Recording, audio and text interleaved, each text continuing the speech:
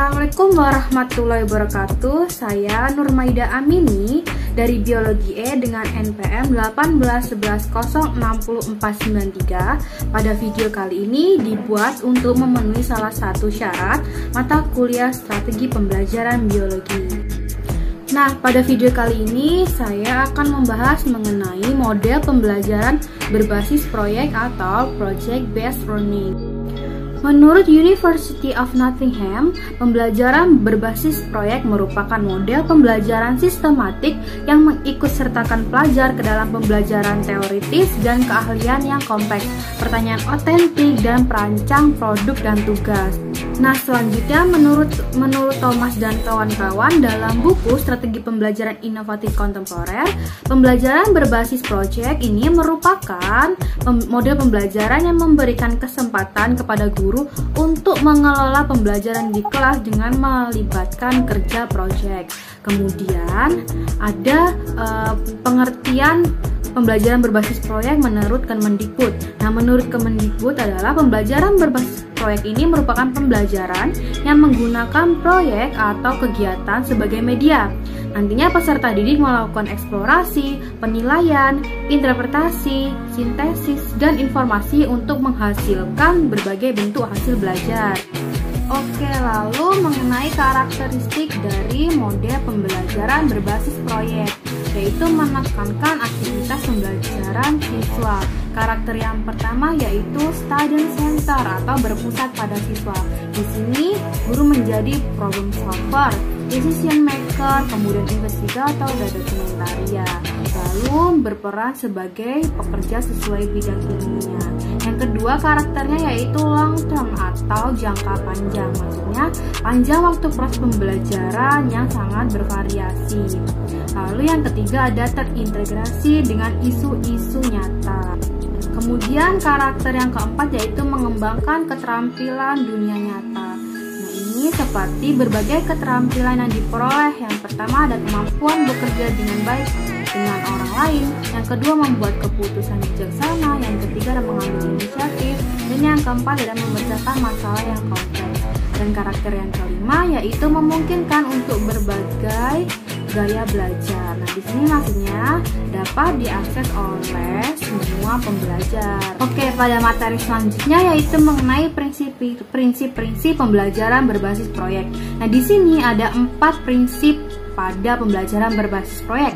Yang pertama, ada yaitu tugas proyek menekankan pada kegiatan penelitian berdasarkan suatu tema atau topik yang sudah ditentukan dalam pembelajaran.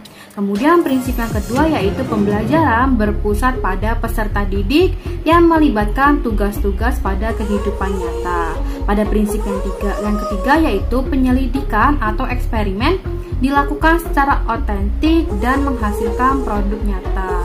Dan prinsip yang terakhir atau pada prinsip yang keempat, produk, laporan, hasil karya nantinya akan dikomunikasikan untuk mendapatkan umpan balik atau feedback untuk perbaikan pada proyek berikutnya. Nah, selanjutnya mengenai manfaat pembelajaran berbasis proyek. Nah, di sini ada 5 manfaat yang saya ambil mengenai pembelajaran berbasis proyek. Yang pertama, manfaatnya yaitu dapat memperoleh pengetahuan dan keterampilan baru dalam pembelajaran. Manfaat yang kedua yaitu meningkatkan kemampuan peserta didik dalam pemecahan masalah. Manfaat yang ketiga yaitu membuat peserta didik menjadi lebih aktif dalam memecahkan masalah yang sulit atau yang kompleks. Yang keempat yaitu meningkatkan kolaborasi peserta didik khususnya pada pembelajaran berbasis proyek yang bersifat kelompok. Dan manfaat yang terakhir yaitu mengembangkan dan meningkatkan keterampilan peserta didik dalam mengelola sumber, bahan maupun alat untuk menyelesaikan tugas yang diberikan.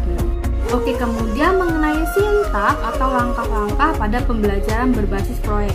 Di sini ada 6 langkah, yaitu yang pertama ada penentuan proyek, langkah yang kedua yaitu perencanaan penyelesaian proyek, kemudian langkah yang ketiga ada penyusunan jadwal, lalu ada langkah keempat yaitu merupakan penyelesaian dengan fasilitasi dan monitoring dari guru, Kemudian langkah yang kelima ada penyusunan laporan dan presentasi. Dan yang terakhir atau langkah yang keenam yaitu merupakan evaluasi proses dan hasil proyek. Baiklah, bisa kita lihat ini merupakan bagian dari aktivitas guru dan aktivitas peserta didik berdasarkan sintak atau langkah-langkah pada model pembelajaran berbasis proyek.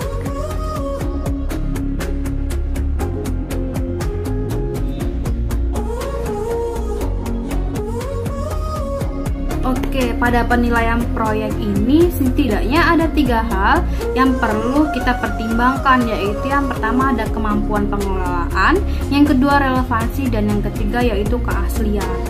Nah, maksud dari kemampuan pengelolaan yaitu kemampuan peserta didik atau siswa dalam memilih topik, mencari informasi, dan mengelola waktu pengumpulan data serta penulisan laporan.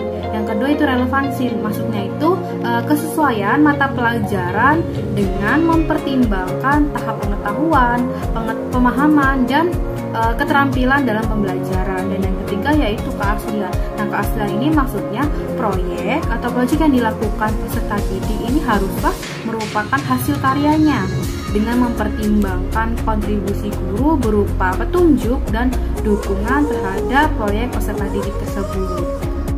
Kemudian mengenai keuntungan dan kelemahan dari pembelajaran berbasis proyek.